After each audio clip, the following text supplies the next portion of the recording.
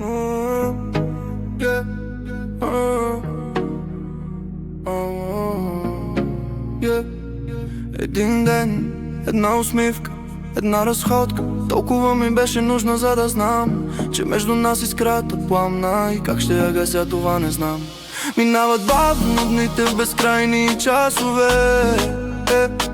с една едничка мисъл във главата, да те видя и щастливи заедно да сме.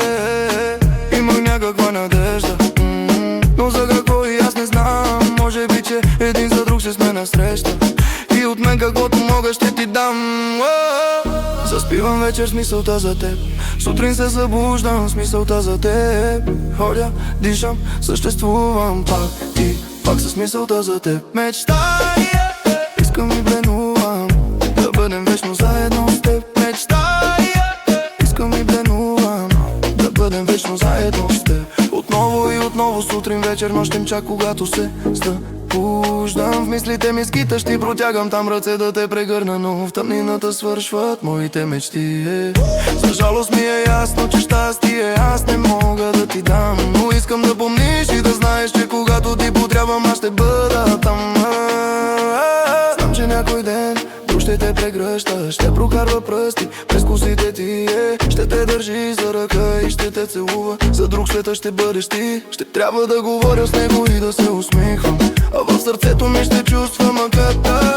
Лъка болка, липса, яд и малко радост, като зная, че ще си щастлива, трябва да призная. Заспивам вечер с мисълта за теб, сутрин се събуждам с мисълта за теб.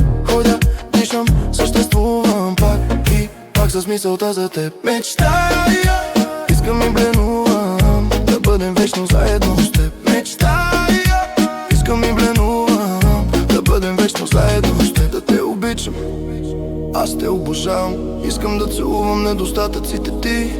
Искам сутрин от леглото, като ставам, зад мен да спи принцесата на моите мечти. Знаейки, че няма да сме заедно, сърцето ми пробождат острите бодли. Не сърце бодлива, те усещам дълбоко в моите гърди.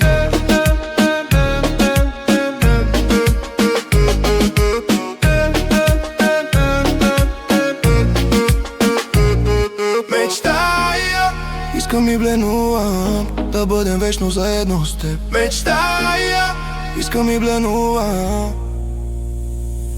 Мечтая, мечтая.